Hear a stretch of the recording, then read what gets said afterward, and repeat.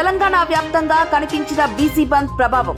స్థానిక సంస్థల ఎన్నికల్లో బీసీలకు 42% రిజర్వేషన్లు అమలు చేయాలని బీసీ సంఘాలు శనివారం చేపట్టిన తెలంగాణ బంద్ అన్ని రాజకీయ పార్టీల మద్దతుతో రాష్ట్ర వ్యాప్తంగా కొనసాగింది. బంద్లో రాష్ట్ర మంత్రులతో పాటు టీపీసీసీ చీఫ్ సైతం పాల్గొన్నారు.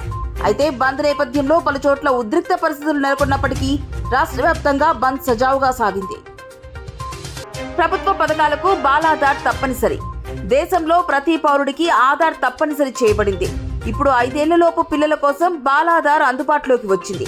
ఈ కార్డు పిల్లలకు 5 ఏళ్లు వచ్చే వరకు మాత్రమే చెల్లుబాటు అవుతుంది. ఆ తర్వాత దానిని అప్డేట్ చేసుకోవాల్సి ఉంటుంది. సమీపంలోని ఆధార్ నమోదు కేంద్రానికి వెళ్లి ఫారం పూరించాలి.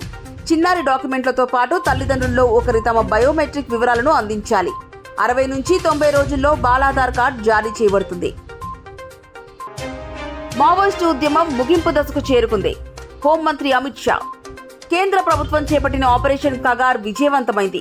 ఈ ఆపరేషన్ ఫలితంగా దశాబ్దాలుగా కొనసాగుతున్న మావోయిస్టు ఉద్యమం ముగింపు దశకు చేరుకుందని హోంమంత్రి అమిత్ షా తెలిపారు.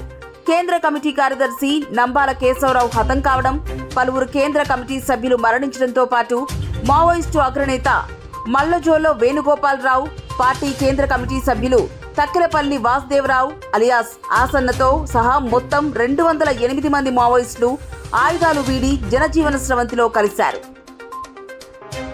బంగారం నిల్వలో ఇండియా రికార్డ్. భారతదేశపు బంగారం నిల్వల విలువ మొదటిసారి 100 బిలియన్ మైలురాయిని అధిగమించింది. మొత్తంగా 102 బిలియన్లు దాటినట్లు ఆర్బీఐ డేటా పేర్కొంటోంది. అంతర్జాతీయ మార్కెట్లో బంగారం ధరలు అనూహ్యంగా పెరగడమే దీనికి ప్రధాన కారణంగా తెలుస్తోంది.